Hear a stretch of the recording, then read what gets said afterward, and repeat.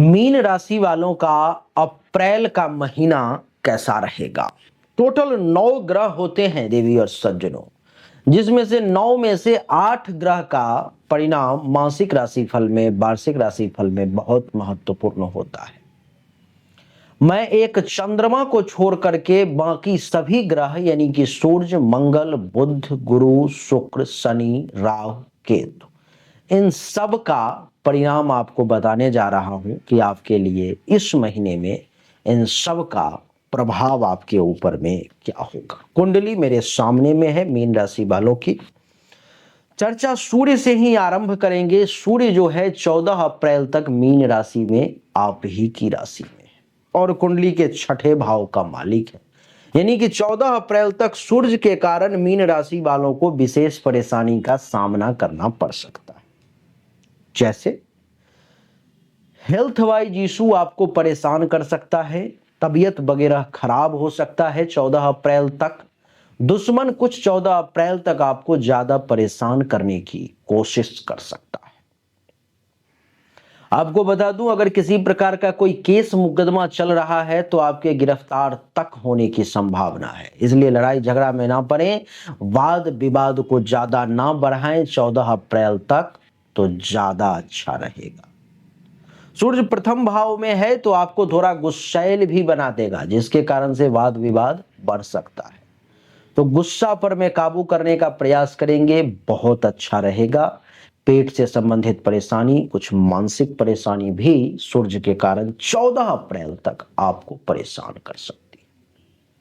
14 अप्रैल के बाद जब सूर्य देवता कुंडली के दूसरे भाव में चले जाएंगे मेष राशि में, तो ये उच्च के हो जाएंगे। इसके बाद फिर बल्ले बल्ले है। क्या है? जैसे ही दूसरे भाव में मेष राशि में उच्च के हुए, धन धान्य संपत्ति में वृद्धि होने लगेगी। पैसा अपने पास में 14 अप्रैल के बाद खूब आने लगेगा। पद, प्रतिष्ठा, मान सम्मान, ये सब बढ़ने लगेगा। आपको मैं बता दूं कि कुंडली के दूसरे भाव में सूर्य के बैठने के कारण वाणी में थोड़ा सा तीखापन जरूर आ जाएगा, लेकिन जो बोलेंगे पूरे पावर के साथ बोलेंगे, बहुत गौरवशाली प्रभावशाली शब्दों का प्रयोग करेंगे। दुश्मनों तक से आप लाभ ले लेंगे 14 अप्रैल के बाद। सूर्य इतना मजबूत है आपके लिए। दूसरे भाव में सूर्य के बैठने के कारण उच्च का है। इस समय में अगर पड़ोसी वगैरह से फायदा लेना है तो वो भी आप चुटकी बजा करके बुद्धि की बदौलत ले लेंगे।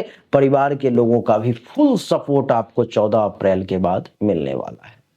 तो सूर्य का प्रभाव बड़ा कमाल का है 14 अप्रैल के बाद, लेकिन 14 अप्रैल से पहले अच्छा नहीं। तो क्या करना है? 14 अप्रैल से पहले जब अच्छा नहीं है तो आपको क्या करना है कि 14 अप्रैल से पहले आपको डेली स्नान करके सूर्य को जल देना है। आपके लिए बहुत अच्छा रहेगा। देवी और सज्जनों, आपकी जानकारी के लिए बता दूं कि सूर्य के बाद मंगल की चर्चा करेंगे। मंगल 3 अप्रैल से आपके कुंडली के पंचम भाव में कर्क राशि में प्रवेश कर जाएंगे। कर्क राशि में मंगल नीच का हो जाता है।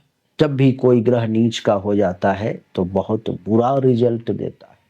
मंगल का कुंडली के पंचम भाव में नीच का होना यानी कि आपके लिए कहीं पर में प्रेम प्रसंग शुरू होने की ओर इशारा कर रहा है, जो अनैतिक होगा। आप शादीशुदा हैं फिर भी आपका मन किसी के प्रति डोल सकता है, आपका मन कहीं जा सकता है, जो आपके लिए अच्छा नहीं, अपयश का कारण बनेगा। मंगल का पंचम भाव में नीच का होना आपको पढ़ाई लिखाई करने वाले विद्यार्थी वर्ग के लोगों को मन नहीं लगेगा पढ़ाई लिखाई करने में। इस समय में मन में पढ़ाई लिखाई के प्रति अच्छी रुचि जागृत नहीं होगी, निगेटिव चीजें जागृत होगी। कुंडली के पंचम भाव में मंगल के बैठने के कारण क्या होगा कि जो लोग शेयर मार्केट, जुआ, सट्टा, लॉटरी, गेमिंग, इन सब से संबंधित जुड़े हुए हैं, जिसमें भाग्य भरोसे चीजें होती हैं, तो इन सब क्षेत्रों में आपके नुकसान का योग मीन राशि वाले मंगल देवता बना रहे हैं, जो ठीक नहीं है। मंगल इस कुंडली में दूसरे और नवम भाव का मालिक है, यानी कि भाग्य भरोसे इस महीने में अगर बैठोगे कि मुझे भाग्य का साथ मिल जाए, भाग्य भरोसे लंबा लंबा फेंकता चला जाऊं और काम हो जाए, तो कुछ नहीं होगा। कर्म प्रधान मान करके कर्म करना पड़ेगा, अपना परिश्रम करना पड़ेगा, तभी जाकर के कुछ बड़ा रिजल्ट आप ले पाओगे। मंगल के लिए आपको प्रत्येक मंगलवार को हनुमान चालीसा का पाठ करना है, आपके लिए अच्छा रहेगा।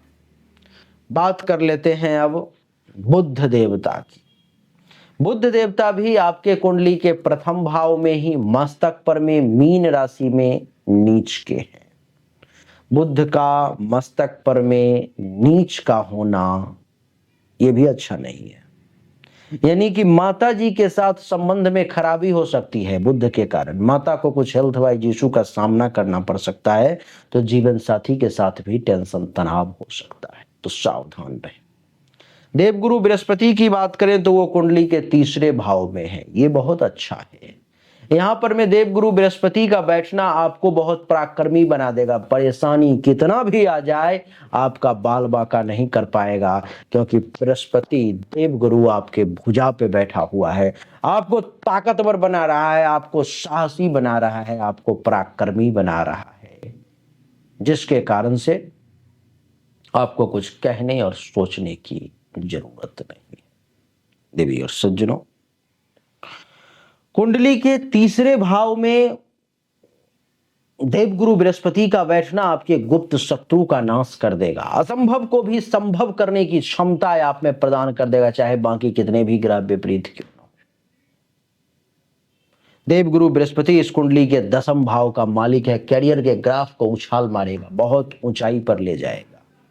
पद प्रतिष्ठा मान सम्मान में अपने बदौलत, अपनी ताकत के बदौलत, अपने पराक्रम के बदौलत, अपने परिश्रम के बदौलत आपको बड़ी सफलता दिलवाने का प्रयास करेंगे देवगुरु बृहस्पति।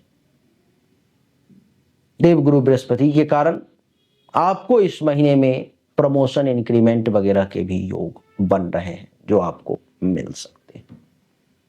तो देवगुरु बृहस्पति का बहुत चमत्कारिक रिजल्ट है मीन राशि वालों के लिए। इस समय में आपके मस्तिष्क का मालिक देवगुरु है और तीसरे भाव में पराक्रम के घर में बैठा हुआ है, यानी कि बल और बुद्धि दोनों का मिश्रण है, और जिसके कारण से आप चमत्कारिक रिजल्ट ले पाने में सक्षम होंगे। कोई भी ग्रह आपको रोकने की कोशिश तो करेगा, परेशान तो करेगा, लेकिन रोक नहीं पाएगा। करना तो आप ही को पड़ेगा। शुक्र की अगर बात करें तो शुक्र भी मीन राशि में कुंडली के प्रथम भाव में उच्च का है, जिसके कारण से क्या होगा, प्रथम भाव में उच्च का शुक्र के होने के कारण आपकी जानकारी के लिए बता दूं कि आपको इस समय में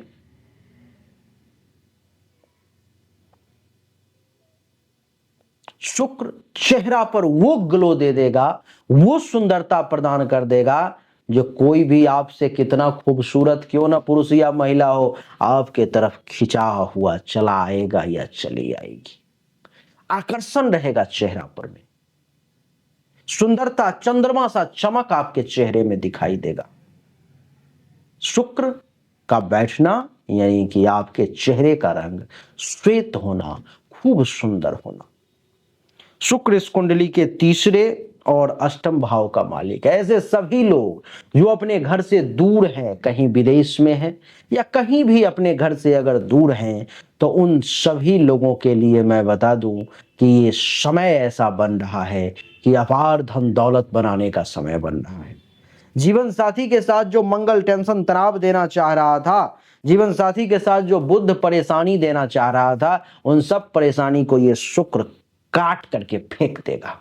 अगर वो मैं भी हूं इस ग्रुप में, मैं भी कुछ करना चाह रहा हूं, और उसको रोक देगा, इतनी क्षमता है शुक्र में।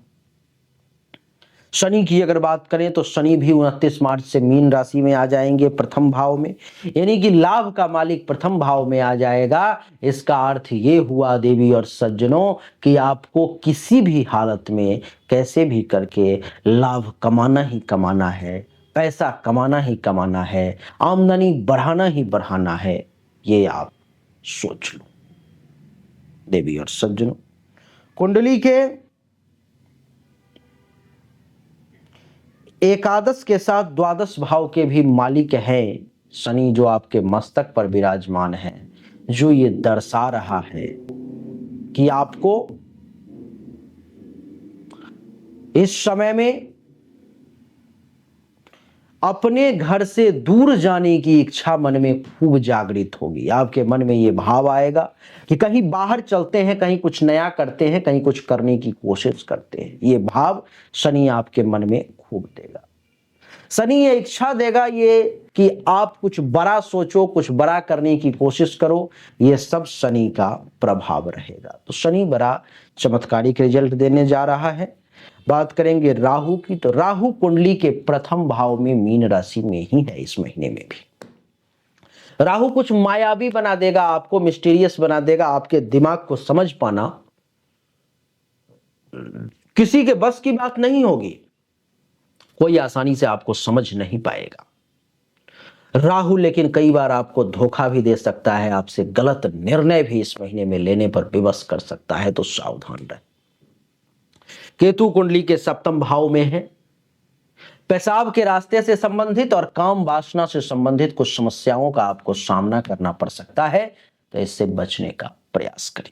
मीन राशि वाले, आपको चाहिए कि पुखराज रत्न अथवा पुखराज उपरत्न जरूर धारण करें। आपके जीवन को बदलने वाला वही साबित होगा। चाहे कितनी भी परेशानियां जीवन में हैं, पुखराज रत्न धारण करने से बहुत कुछ जीवन में बदल जाएगी। देवी और सज्जनों, पुखराज उपरत्न आपको मात्र 5,000 रुपए में अंगूठी के साथ तांत्रिक वैदिक प्रक्रिया की सिद्धि करके आपके एड्रेस पर मैं भेजवाने का दावा करता हूं आपसे। अगर आपको चाहिए तो सामने दिए गए नंबर पर मैसेज करें और प्राप्त करें। अगर आपको और सस्ता वाला चाहिए तो लिंक वगैरह नीचे दिया गया होगा, उसमें से भी आप खरीद सकते हो। तो देवी और सज्जनों, यही थी छोटी सी वीडियो हमारी, जिसमें हमने आपको बताने का प्रयास किया कि कैसा रहेगा आपका समय। उम्मीद करता हूं कि अच्छा लगा होगा। मुझसे पर्सनल अगर जानकारी चाहिए 100% एक्यूरेसी के साथ अपने हस्तरेखा और जन्म कुंडली को दिखा करके, तो सामने दिए गए नंबर पर मैसेज करें। जो उचित शुल्क होगा जमा करेंगे, आपको सही और एक्यूरेट जानकारी मिल जाएगी। आप सभी का एक बार फिर से बहुत बहुत धन्यवाद। Thank you so much. जय हिंद, वंदे मातरम। बोलिए राधे राधे, राम राम।